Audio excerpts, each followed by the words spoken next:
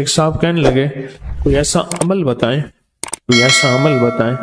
کہ میں چاہتا ہوں میری 7 نسلوں میں رزق ختم نہ ہو جو مہنگائی اور حالات اور پریشانیوں میں دیکھ رہا ہوں، کوئی ہے عمل؟ میں کہا بالکل ہے، اور میں نے اس سے کہا کہ یہ میرے پردادا کے پردادا کا عمل ہے، ان کا یہ عمل ہے، میرے پردادا کے پردادا کا عمل جو ہماری خاندانی یادداشتوں میں یہ لکھا ہوا ہے اور فرمایا اگر یہ کوئی بندہ کر لے اللہ نسلوں کا رزق اللہ سے منوا لے۔ اور میں نے اس سے کہا خیال کرنا رزق کے روحانی ساتھ منوانا ورنہ دولت مال چیزیں مل جائے گی، جس کے بارے میں کہا جاتا ہے کہ بعض بندے ایسے ہوتے ہیں اللہ پاک ان سے لقمے نہیں چھینتا، سجدے چھین لیتا ہے، اللہ ان سے لقمے نہیں چھینتا۔ کیوں؟ رزق جسمانی دوسرے لفظوں میں مل رہا ہے اور رزق روحانی اللہ چھین لیتا ہے۔ یہ جو آج آپ بیٹھے ہیں تسبیح خانے میں اور میں بیٹھا ہوں، یہ ہم روحانی دسترخوان پہ بیٹھے ہیں، یہ بہت بڑا دسترخوان لگا ہوا ہے، یہ دسترخوان ہے۔ سنا ہے در یار پہ بڑی دھوم ہے، سنا ہے در یار پہ بڑی دھوم ہے، وہاں عاشقوں کا ہجوم ہے۔ یہ روحانی دسترخوان ہے، میں بھی خود محتاج ہوں، یہ روحانی دسترخوان ہے۔ تو میں نے اس سے عرض کیا کہ ایک دسترخوان نہیں مانگنا، دونوں مانگنا، رزق روحانی بھی اور رزق جسمانی تو اس کو بھی ملتا ہے جس کو کلمہ نصیب نہیں ہوا، رزق جسمانی تو اس کو ہی ملتا ہے جس کو کملی والی کی غلامی نصیب نہیں ہوئی، رزق جسمانی تو اس کو ہی ملتا ہے جس کے ماتھے پہ شقاوت لکھی ہے، رزق جسمانی تو اس کو ملتا ہے جو اللہ کا نافرمان ہے، رزق جسمانی تو اس کو ملتا ہے جو اللہ کے وجود کا انکار کرتا ہے، رزق جسمانی تو اس کو ہی ملتا ہے جو آخرت اور قبر کا انکار کرتا ہے، رزق جسمانی تو اس کو ملتا ہے جو جنات اور برزخ کا انکار کرتا ہے، رزق جسمانی تو اس کو ملتا ہے جو خود کملی والے کی نبوت کا انکار کرتا ہے، وہ تو بے بہا لوگ ہیں، ان کو ملتا ہے۔ پر تجھے بھی صرف رزق جسمانی ملا اور اللہ سے یہ منوا لیا، نہ یہ نہ منوانا، اللہ سے کہنا ہے اللہ رزق روحانی بھی دے اور رزق جسمانی بھی دے، 2 رزق کٹھے عطا فرما۔ کون سا رزق؟ رزق اور رزق جسمانی بھی دے۔ کہیں ایسا نہ ہو کہ میری نسلوں میں صرف مال دولت اور چیزیں ہوں اور تیرا نام اور تیرے حبیب کا نام نہ ہو، تیرا نام اور تیرے کملی والے کا نام نہ ہو، تیرا نام اور تیرے دوستوں کا نام نہ ہو، تیرا نام اور تیری آل و اصحاب کا نام نہ ہو، کہیں ایسا نہ ہو میں محروم ہو جاؤں۔ مجھے آل اور محمد اور آل محمد اور اصحاب محمد کی نسبتیں یہ بھی ساتھ عطا کیے رکھ۔ میں نے اس سے کہا کہ 2 چیزیں مانگنا۔ اچھا قدرت کا نظام ہے تو دیوانے بھی ہوتے ہیں، یقین والے ہوتے ہیں، آپ جیسے آپ مخلص بیٹھے ہیں اور پوری دنیا میں ہمارے ساتھ اس وقت مخلص بیٹھے ہیں جو ہماری آج کی محفل میں شریک ہیں، ہوتے ہیں دیوانے۔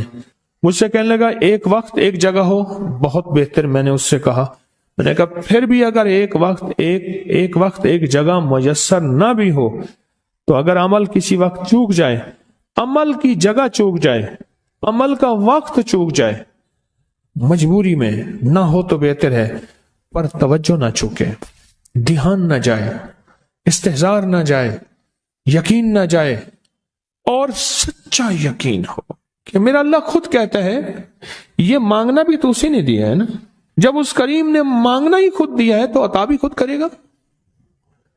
نہیں خوف نارے جہیم کا کہ کرم ہے مجھ پہ کریم کا، وہ خود عطا کرے گا مجھے، اس نے مانگنا دیا دے گا۔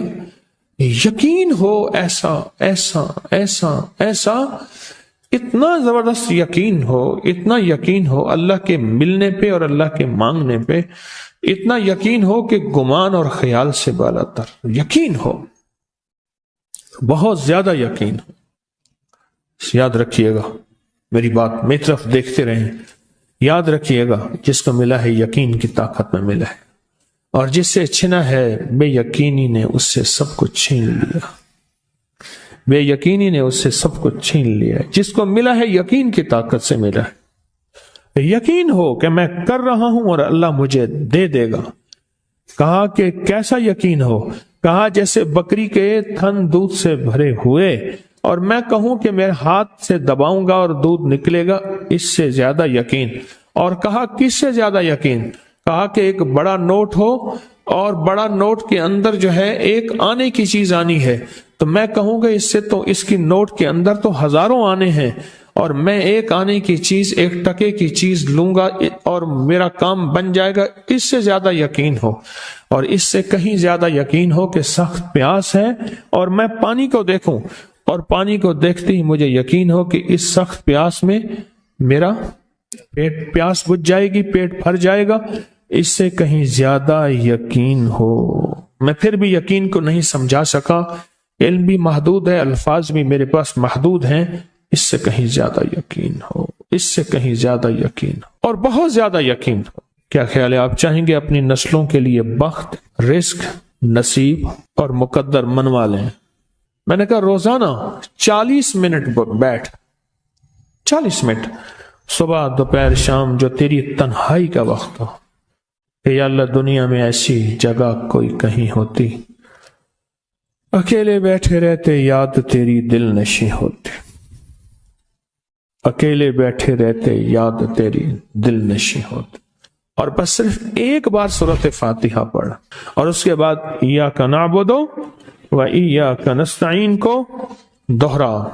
تو میں نے اسے عرض کیا کہ بس اس کو وجدان سے پڑھو، ایسے پڑھ کے رونگٹے کھڑے ہو جائیں، آنسو بہنے لگ جائیں، دل کے اندر کا درد اور دل کا اندر کا غم اور اللہ کے سامنے حاضری، استحضار، اور یہ کیفیتیں تیری ہوں کہ بس اس کے علاوہ کوئی مجھے یاد نہ رہے۔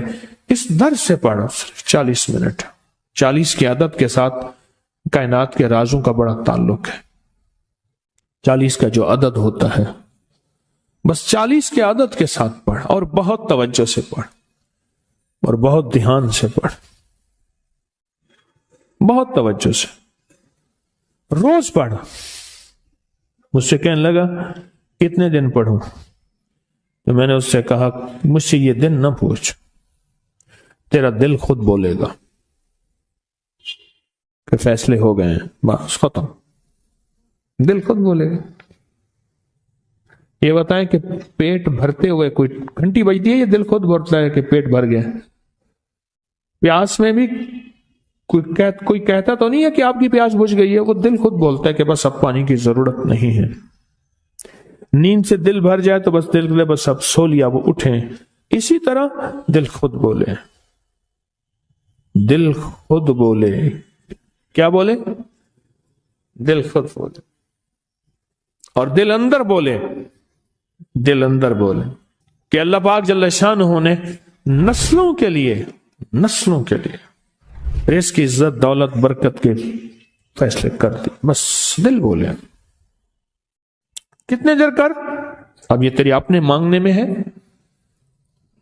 اب یہ تیری اپنے مانگنے میں ہے، مانگنے میں کمی ہے تو دل نہیں بولے گا، اگر مانگے گا تو پتہ نہیں دنوں میں یا ہفتوں میں، جتنے میں دنوں میں فیصلہ ہو جائے گا۔ اس ویڈیو کو لائک اور شیئر کریں، اب کریے یوٹیوب چینل کو سبسکرائب کریں، اور روزانہ زیادہ سے زیادہ سبسکرائب